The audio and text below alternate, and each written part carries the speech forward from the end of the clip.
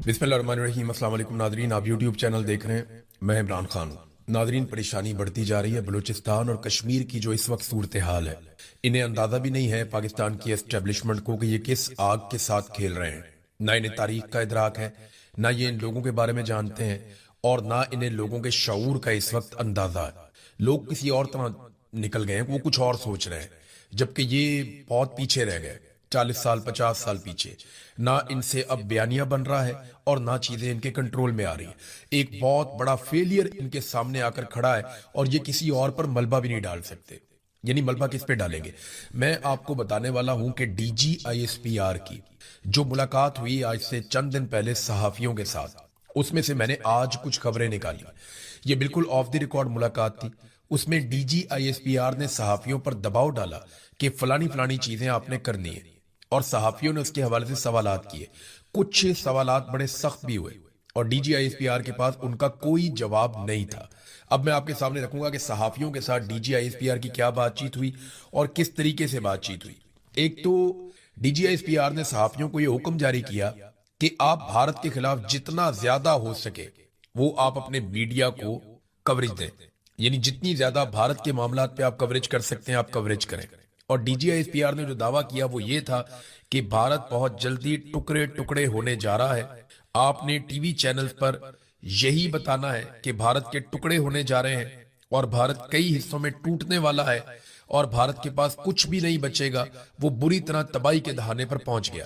अब ये DGISPR ने मीडिया को जो ब्रीफिंग दी, जो बातचीत उनके साथ की, उसमें ज्यादा चीजें उन्होंने भारत के हवाले से की।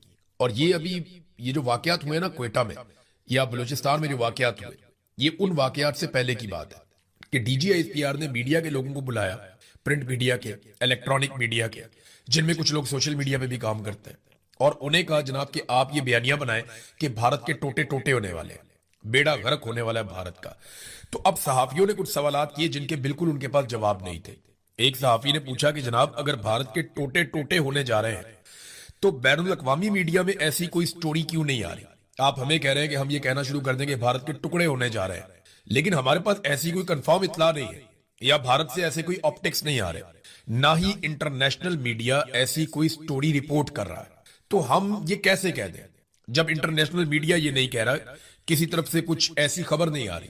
तो इस पे DGISPR के पास जवाब नहीं था। वो यही कह रहे थे कि मैं आपको बता रहा हूं ना, भारत के टुकड़े टुकड़े होने जा रहे हैं, उनकी पॉलिसियां बहुत खराब है, उनका बेड़ा गर्क होने जा रहा है। तो आप ये खबरें चलाएं अपने मीडिया के ऊपर, आप बताएं भारत का असल चेहरा पूरी दुनिया को। ये वो बार बार कह रहे थे। एक सहाफी ने वहां पे, गालिबन ये कोई प्रिंट मीडिया के जर्नलिस्ट हैं, उन्होंने कहा जनाब के टीवी चैनल्स तो टके टोकरी हो गए हैं पाकिस्तान में और मीडिया की अहमियत खत्म हो गई है। सोशल मीडिया के ऊपर अगर आप बात करते हैं तो भारत जो है वो उसको महदूद कर देता है, रिपोर्ट भी करता है। तो यहां अब आप अपना बयानिया कैसे चलाएंगे? मीडिया की तो क्रेडिबिलिटी खत्म हो गई। पाकिस्तान के मीडिया को तो लोग सुनते ही नहीं, हम अपनी मर्जी से कोई खबर दे ही नहीं सकते। तो जब हम ये खबरें देंगे तो लोग इनका असर ही नहीं लेंगे। जब ये कहा गया तो DGISPR ने कहा जी आपको सिर्फ अपनी फिक्र रहती है, आप कुर्बान कर दें अपने चैनल्स और आप पाकिस्तान की खातिर इतना नहीं कर सकते, तो आपको भारत के खिलाफ बात करने में क्या प्रॉब्लम है? तो वो और तरफ ले गए मामले को, जबकि कहा यह गया था कि आपने तो मीडिया को तबाह बर्बाद कर दिया, मीडिया की तो क्रेडिबिलिटी खत्म हो गई, इंटरनेशनल मीडिया में ये खबर चल नहीं रही कि भारत के टुकड़े होने जा रहे हैं। तो आप हमें ये कह रहे हैं कि हम ये खबर चला देंगे भारत के टुकड़े होने जा रहे हैं, हालांकि हमारी तो क्रेडिबिलिटी पहले ही खत्म है। हम तो किसी और बैनुल अक़वामी मीडिया को कोट भी नहीं कर सकते इस मामले में। फिर एक सवाल किया गया, लेकिन DGISPR ने पहले इससे एक जो है वो दावा किया। उन्होंने कहा जी सिंध तास मुआहदे पर हम कोई कंप्रोमाइज नहीं करेंगे और ठोक देंगे, मौका आएगा हम ठोक देंगे, हम अपना पानी भारत को नहीं देंगे। इस पे एक सहाफी ने पूछा कि जनाब आप बताएं कि आप करेंगे क्या? भारत ने आपका पानी रोक लिया, इस वक्त रोका हुआ है, आप भाग दौड़ कर रहे हैं, तो आप करेंगे क्या? क्या आप भारत पे हमला करेंगे पानी छुड़वाने के लिए? तो DGISPR ने इसका कोई जवाब नहीं दिया। वो इसका कोई तसल्ली बख्श जवाब नहीं दे पाए कि भारत पे हमला करेंगे या पानी को जबरदस्ती छुड़वाएंगे या नहीं छुड़वाएंगे। फिर एक और सवाल किया गया कि जनाब आप ये कहते हैं कि भारत टुकड़ों में तकसीम होने जा रहा है, अगर एक मुल्क टुकड़ों में तकसीम होने जा रहा है, वो टूट रहा है, तो फिर आप उसके साथ इस वक्त जो ट्रैक 2 डिप्लोमेसी है वो क्यों कर रहे हैं? ये मैं आपको बता देता हूं कि पाकिस्तान इस वक्त भारत के साथ डिप्लोमेसी कर रहा है। ट्रैक 2 डिप्लोमेसी के राउंड्स भी हो चुके हैं 2-3, और ये भारतीय मीडिया में रिपोर्ट भी हो रहा है। पाकिस्तानी मीडिया में भी और मुख्तलिफ जगहों पे इंटरनेशनली ये रिपोर्ट हो रहा है और पाकिस्तान ने इसकी कहीं पे कोई तरदीद नहीं की। किसी जगह पे पाकिस्तान की सरकार से जब सवाल किया गया, बैनुल अक़वामी मीडिया ने किया कि जनाब ट्रैक टू डिप्लोमेसी चल रही है, तो पाकिस्तान ने उसकी तरदीद नहीं की। जो खबरें बैनुल अक़वामी मीडिया में आई उनमें भी पाकिस्तान की हुकूमत ने इस बात की तरदीद नहीं की कि बैकडोर चैनल से पाकिस्तान के भारत के साथ इस वक्त राब्ते जारी हैं और डिप्लोमेसी की जा रही है कि पानी हमारा छोड़ दें। मैं इसके हक में होना चाहिए राब्ता, पानी अपना छुड़वाना चाहिए, लेकिन अगर एक मुल्क के टुकड़े होने जा रहे हैं और बहुत जल्दी वो मुल्क टूटने जा रहा है, तो ऐसे मुल्क जिसके टुकड़े होने जा रहे हैं उससे फिर आपको राब्ता करने का फायदा क्या? आप उसके साथ ट्रैक टू डिप्लोमेसी क्यों करते हैं? तो DGISPR के पास इस सवाल का भी कोई जवाब नहीं था। फिर एक और सवाल पूछा गया, जनाब अगर तो भारत के टुकड़े होने जा रहे हैं तो वो दुनिया भर के ममालिक के साथ इतने बड़े बड़े मुआहदे कर रहा है, जापान के साथ, अमेरिका के साथ और यूरोप के साथ। अभी यूरोपीय यूनियन के पास गया, वहां पे बहुत बड़ा मुआहदा करके आया, जर्मनी के साथ उन्होंने किया। तो भारत दुनिया भर के साथ बड़े बड़े मुआहदे कर रहा है और बैनुल अक़वामी तमाम कॉन्फ्रेंसिस के अंदर वो शामिल हो रहा है। आप कह रहे हैं उसके टुकड़े होने जा रहे हैं, तो उन ममालिक को नहीं पता इसके बारे में? इसका भी DGISPR कोई तसल्ली बख्श जवाब नहीं दे पाए, लेकिन वो बज़िद थे कि बस आप भारत के ऊपर चढ़ाई कर दें सारे मिलकर, और पाकिस्तानी मीडिया जो है वो भारत के खिलाफ खबरें चलाए जिनका सर पांव भी नहीं है। इसी तरह मीडिया की क्रेडिबिलिटी खत्म हो जाती है।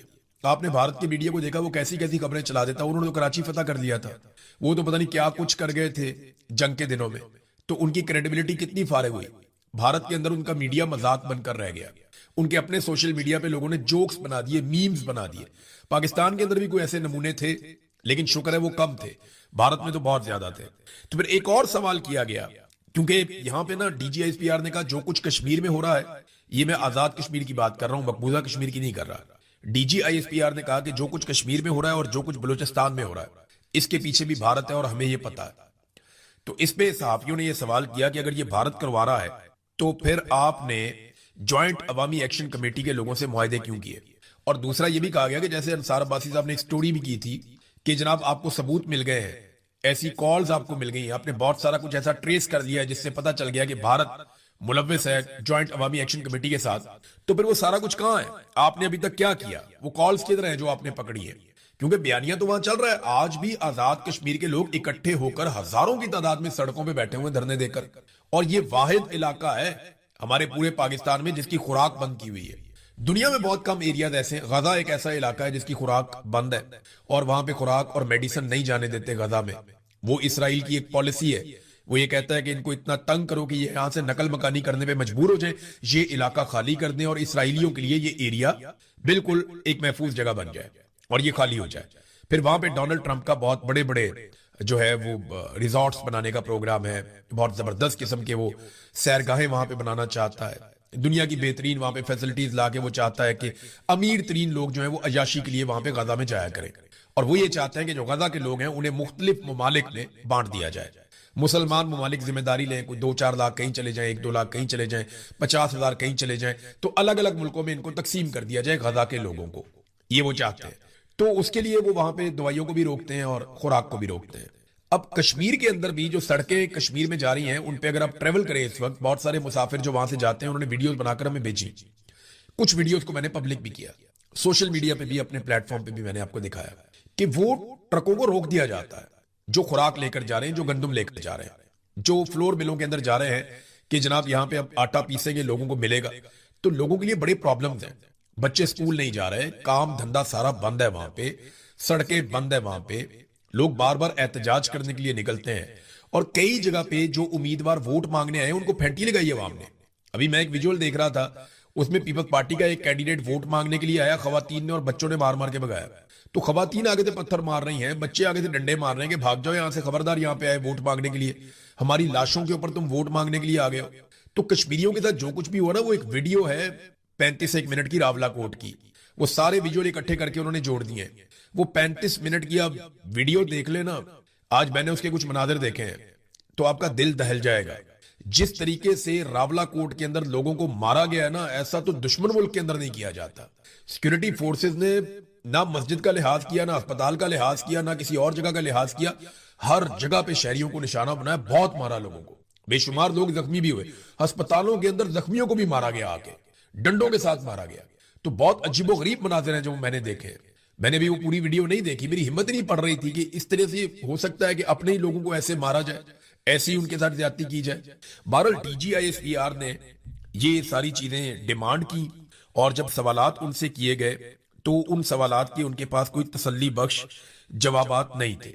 बलूचिस्तान से नाजरीन, क्योंकि धरना भी वहां पे जारी है, दावा ये किया जा रहा था कि धरना खत्म हो गया, रास्ते खुल गए हैं, लेकिन इसके बावजूद जो रिपोर्ट्स आ रही है धरना जारी है। वहां पे लोग एहतजाज कर रहे हैं। एहतजाज किस लिए कर रहे हैं? वो ये कहते हैं कि हमें दुश्मन ने नहीं मारा, हमें अपनों ने मरवाया है। वो ये कहते हैं कि हमें प्लानिंग के तहत मरवाया गया ताकि जो मकामी अफराद हैं वो जरगे बुलाएं, वो बहुत बड़े बड़े अपने कबायली फोर्सेस तैयार करें और वो हथियार बंद होकर बंदूकें उठाकर TTP के साथ और रियासत जिसकी तरफ इशारा करे वो उसके साथ लड़ पड़े। तो इसलिए ये सारा एक मामला होने दिया गया। अब वो इस बात के ऊपर पूरी तरह से कन्विंस्ड है। वो ये कहते हैं बलूचिस्तान के लोग कि ये जो हमारे बच्चे या हमारे जो नौजवान शहीद हुए हैं, ये दुश्मन ने शहीद नहीं किए, ये हमारे अपनों ने शहीद करवाए हैं। इन्हें ऐसा किया गया कि बांध के हवाले कर दिया गया कि मार दो। 5 घंटे तक वो मदद मांगते रहे और 15 मिनट की दूरी के ऊपर मदद थी। मदद उनको 5 घंटे तक नहीं मिली और उनको नजर आ रहा था कि वो अब शहीद हो जाएंगे। और उनके लवाकिन ने इंटरव्यूज दिए, वो बताते हैं जनाब वो हमारे साथ राब्ते में थे। तो बलूचिस्तान के मामले में ना इस वक्त बहुत हसास हो गई है पाकिस्तान की मिलिट्री एस्टेब्लिशमेंट। मैं क्योंकि मीडिया से मेरा ताल्लुक है तो बेशुमार मीडिया के दोस्त रोजाना ही राब्ते में रहते हैं, यानी मेरी 5-7 मीडिया वाले पाकिस्तान में अलग अलग हैं जिनसे रोजाना बात होती है। कभी किसी से होती है, कभी किसी से होती है, कभी किसी से होती है। सारी जिंदगी इसको मैंने दे दी, 20 साल हो गए मीडिया की इंडस्ट्री में मुझे, तो सबसे ज्यादा मेरे ताल्लुकात इसी इंडस्ट्री में है। रोजाना कभी किसी प्रोड्यूसर से बात होती है, कभी डेस्क पे बैठे हुए किसी बंदे से बात होती है, कभी किसी राइटर से बात होती है, कभी किसी एंकर से बात होती है, कभी किसी रिपोर्टर से बात होती है, एडिटर से बात होती है, तो होती रहती है। एक बड़ी क्लियर इंस्ट्रक्शन आई है, जैसे कश्मीर के मामले में आई थी, बलूचिस्तान के मामले में, कि आपने बलूचिस्तान को हमसे पूछे बगैर रिपोर्ट नहीं करना, इसके ऊपर आपने कोई बात नहीं करनी। और सोशल मीडिया के ऊपर भी बहुत सख्त निगरानी रखी जा रही है कि बलूचिस्तान के लिए कोई आवाज ना उठाए। तो मेरी आप सबसे गुजारिश है कि अगर आप इतना भी लिखते हैं सोशल मीडिया पे, आपके पास जो भी प्लेटफॉर्म है, आप अगर ये व्हाट्सएप इस्तेमाल करते हैं तो अपनी फैमिली को बताएं आप कि बलूचिस्तान में क्या हो रहा है। अगर आप ट्विटर इस्तेमाल करते हैं तो वहां पे आप लिखें कि बलूचिस्तान को जीने दो, एक ट्रेंड चल रहा है, बलूचिस्तान को जीने दो, ये ट्रेंड चल रहा है। और ये इसमें आप किसी को टारगेट नहीं कर रहे, आप कोई पाकिस्तान की रियासत के खिलाफ नहीं जा रहे, खुदा न खास्ता आप कोई गद्दारी नहीं कर रहे, आप कोई बगावत नहीं कर रहे, आप सिर्फ ये कह रहे हैं कि बलूचिस्तान को जीने दो। हर वो शख्स या हर वो शख्सियत या हर वो ग्रोह या हर वो इदारा या हर वो बंदा या सियासतदान जो भी आज बलूचिस्तान के इन हालात के लिए रिस्पॉन्सिबल है, ये उन सब के लिए पैगाम है कि बलूचिस्तान को जीने दो। तो ये जरूर लिखें आप, इसके ऊपर एक ट्रेंड चल रहा है, इसमें अपना हिस्सा डालें और आवाज उठाएं ताकि पूरी दुनिया तक ये आवाज जाए कि बलूचिस्तान को जीने दो। उनका जीने का हक है, उन्हें यह हक मिलना चाहिए। ये आवाज उठाएं ताकि मिलिट्री एस्टेब्लिशमेंट को और बाकी जितने भी स्टेक होल्डर्स हैं जो इसके लिए जिम्मेदार हैं, उन सबको कान हो जाएं कि पाकिस्तानी बलूचिस्तान के साथ खड़े हैं। हमें एक दूसरे के साथ खड़े होना पड़ेगा। अगर हम आज बलूचिस्तान के लिए नहीं खड़े होंगे ना, तो कल बारी हमारी आएगी, क्योंकि बारी बारी सबकी बारी। और ये जो बात है ना, जो मैंने आपको भी बताई है कि एस्टेब्लिशमेंट की प्लानिंग है कि, और ये मुकामी लोग कह रहे हैं, मैं नहीं कह रहा, वो लोग ये कह रहे हैं कि ये एस्टेब्लिशमेंट की प्लानिंग थी कि ये लोग मरेंगे और लोग गुस्से में आएंगे, हथियार उठाएंगे और वो लड़ पड़ेंगे और हमें बहुत बड़ी तादाद में लोग ऐसे मिल जाएंगे जो हमारी जगह पे लड़ेंगे, या एक नई सिचुएशन क्रिएट हो जाएगी बलूचिस्तान में, एक नया नारा लग जाएगा, बल्ले बल्ले हो जाएगी। वो तो लाशें भी नहीं दी लोगों ने तस्वीरें बनाने के लिए, वीडियोस बनाने के लिए, नमाज जनाजा पढ़ने के लिए, वजीर आजम के लिए या आर्मी चीफ के लिए। फजलुर रहमान साहब ने इसका पोल खोल दिया। आप गौर करें, फजलुर रहमान साहब का एक स्टेटमेंट आया एक तकरीर के दौरान, उन्होंने कहा जी मैं बंदूक क्यों उठाऊं या मैं अपने लोगों से क्यों कहूं कि वो बंदूक उठाएं और लड़ें। हम तुम्हें तनख्वाह देते हैं अपने पैसों से, खून पसीने के पैसों से, तुम लड़ो। तुमने पेटी पहनी है, हमारे ऊपर अपने खून का कर्जा ना चढ़ाओ या हमारे ऊपर एहसान ना जितलाओ कि तुम्हारा खून बह रहा है या तुम्हारे लोग शहीद हो रहे। ये फजलुर रहमान ने कहा। इसका मतलब है कि फजलुर रहमान साहब से भी ये डिमांड की गई कि लोगों को तैयार करें ज़हनी तौर पे ताकि वो हथियार उठाएं और हमारे लिए काम करें या हमारे लिए लड़ें, जैसा माजी में किया गया। मुझे अच्छी तरह याद है कि टीटीपी के साथ खैबर पख्तूनख्वा में लोगों को अमन फोर्सेस बनाकर लड़वाया गया। बाद में एक एक करके अमन जो फोर्स बनाई गई थी या एक वो पूरी एक फोर्स तैयार की गई थी खैबर पख्तूनख्वा में, एक एक करके उनके लोग टारगेट किलिंग में मारे जाते रहे, एक एक करके।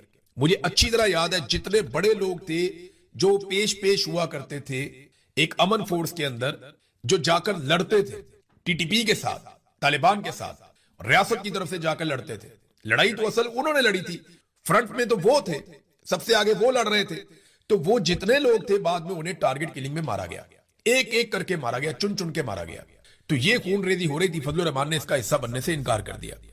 देखिए पिछले 72 घंटों में जो वीडियोस रिलीज हुई है ना, टीटीपी की जानिब से या बीएलए की जानिब से, बलूचिस्तान लिबरेशन आर्मी है और एक टीटीपी है, इनकी जानिब से जो वीडियोस जारी की गई हैं वो ये बता रही हैं कि मुस्तकबिल कोई अच्छा नहीं है और दहशतगर्दी बहुत ज्यादा बढ़ती चली जाएगी। लोग बलूचिस्तान को, जो बाहर से आए हुए लोग हैं, वो फौरी तौर पे बलूचिस्तान को खाली कर रहे हैं, लोग वहां से छोड़ छोड़ कर जा रहे हैं। लोगों को समझ आ गई है कि हालात इतने खराब हो गए हैं कि अब यहां पे एक प्रॉक्सी वॉर शुरू होने वाली है, और जो दिखाई भी दे रही है। धरना अभी तक जारी है, लोगों के मुतालबात नहीं सुने जा रहे, कोई अच्छा मंजरनामा पेश नहीं कर रहा बलूचिस्तान में जो कुछ हो रहा है। जो टीटीपी और बीएलए वीडियोस जारी कर रहे हैं ना, वो तो बाकायदा दिखा रहे हैं। उन्होंने दिखाया किस तरीके से उन्होंने एक अटैक किया, बड़ा खौफनाक अटैक था, जीवनी में मैं देखकर हैरान हो गया। पूरा ट्रक लाकर उन्होंने मारा और पूरी को पूरा बिल्डिंग, पूरा एरिया, पूरा कंपाउंड तबाह कर दिया। उसके बाद रॉकेट लॉन्चर चल रहे हैं, सड़कों के ऊपर वो सरेआम फायरिंग कर रहे हैं, पूछने वाला कोई नहीं है। वो पुलिस की गाड़ियां लेकर नौशकी में जा रहे हैं, चागी पे उन्होंने पूरे पे कब्जा कर लिया है। अभी गवादर के करीब से मजीद रिपोर्टें आ रही हैं। मैं तो हैरान हो रहा हूं कि रियासत कहां पे, रियासत की रिट कहां पे, कुछ दिखाई नहीं दे रहा। और ये पिछले चंद महीनों से ये रिपोर्टें आ रही थी, ये रिपोर्टें मौजूद थी। जब पाकिस्तान की इंटेलिजेंस एजेंसियां पाकिस्तान तहरीक इंसाफ को और इमरान खान को तोड़ने में मसरूफ थी, उस वक्त ये रिपोर्टें आ रही थी कि दहशतगर्द तंजीमों का आपस में इत्तेहाद हो रहा है। और ऐसी रिपोर्टें मौजूद थी कि दाइश और टीटीपी के अंदर कोई आपस में बातचीत हो रही है, कुछ और ग्रुप्स हैं आईएस और दीगर, उनकी आपस में बातचीत हो रही है, और पाकिस्तान में एक अनहोली किस्म का अलायंस बनाया जा रहा है जो पाकिस्तान की रियासत को बहुत कमजोर करेगा। और उनके अपने मुतालबात और मफादात हैं। लेकिन क्योंकि रियासत और रियासती एजेंसियां जो हमारे पैसों से तनख्वाह लेती हैं, वो सारे उस वक्त इमरान खान को तोड़ने में लगे हुए थे कि 26वीं तरमीम कैसे करवानी है, 27वीं तरमीम कैसे करवानी है, आसिम मुनीर साहब को 5 साल मजीद नौकरी पे कैसे रखना है, उन्हें ताहयात इस्तिस्ना कैसे दिलवाना है, और किस तरीके से आईनी अदालतें बनाकर अपने लिए रास्ता करने की कोई भी कोशिश नाकामी से दो चार होगी। और ईरानी कौम कभी भी ऐसे रवैये को कबूल नहीं करेगी, कभी हम हथियार नहीं डालेंगे, ये बात ईरानी सदर ने अनाउंस कर दी है। तो दोबारा आपको मुज़ाकरात में बैठना पड़ेगा। मुज़ाकरात के हवाले से अब कुछ अमेरिका की तरफ से पहल की गई, फिर जेडी वेंस का स्टेटमेंट आया, फिर डोनाल्ड ट्रंप का बयान आया, और उसके बाद अब ईरान की जानिब से भी जो वजारत खारजा के तर्जुमान है उनका भी स्टेटमेंट आ गया। और ये बताया जा रहा है कि अगले बुध को पाकिस्तान दोबारा से मुज़ाकरात की मेजबानी कर सकता है। देखिए अमेरिका और ईरान दोनों पाकिस्तान के हवाले से कंफर्टेबल रहेंगे। अमेरिका इसलिए कंफर्टेबल रहेगा कि आसिम मुनीर पे डोनाल्ड ट्रंप को बहुत भरोसा है। डोनाल्ड ट्रंप को लगता है कि आसिम मुनीर मेरा आदमी है और मेरे मफाद के लिए काम करेगा। इसी तरह ईरान को पाकिस्तान के साथ इसलिए वो कंफर्टेबल है कि पाकिस्तान ने अड्डे नहीं दिए अमेरिका को ईरान को मारने के लिए। इमरान खान ने एब्सोल्युटली नॉट कह दिया था, तो और पाकिस्तानी अवाम की तरफ से भी एक बड़ा रद्द-ए-अमल आता है। तो ईरान ये बात जानता है कि ये एक ऐसी जगह है जहां बैठकर मुज़ाकरात किए जा सकते हैं। हालांकि ईरान को पता है कि पाकिस्तान का झुकाव अमेरिका की तरफ रहता है, पाकिस्तान की बड़ी मजबूरियां हैं, अमेरिकन दबाव की वजह से ही ईरान के साथ हम गैस पाइपलाइन मंसूबा मुकम्मल नहीं कर पाए। ईरान ये सब जानता है, लेकिन इसके बावजूद वो ईरान पाकिस्तान को एक बेहतर ऑप्शन के तौर पर देखता है, और ये मुज़ाकरात दोनों ममालिक पाकिस्तान में कर सकते हैं। वेन्यू तब्दील भी हो सकता है, पाकिस्तान में भी हो सकते हैं, लेकिन दोनों को दोबारा बैठना पड़ेगा। आप जितनी मर्जी जंग लड़ें, एंड ऑफ द डे आपको टेबल पे बैठना पड़ता है, और वो वक्त करीब आता जा रहा है।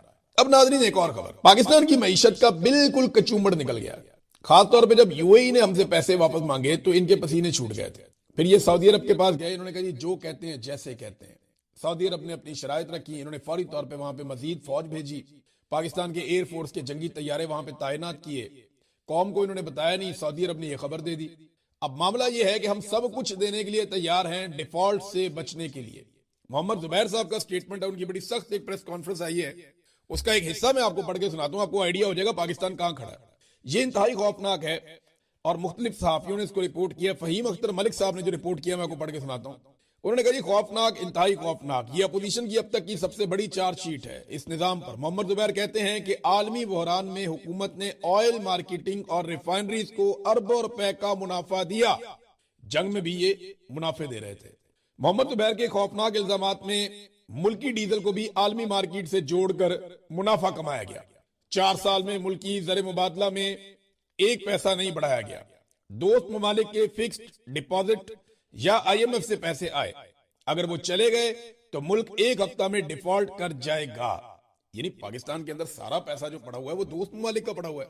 اب یو اے ای نے اپنا پیسہ مانگا ہے تو اس کی جگہ پہ سعودی عرب اپنا کچھ پیسہ $3 ارب انجیکٹ کر رہا ہے. اس سے آپ بچ جاتے ہیں. لیکن کسی بھی لمحے کسی بھی دوست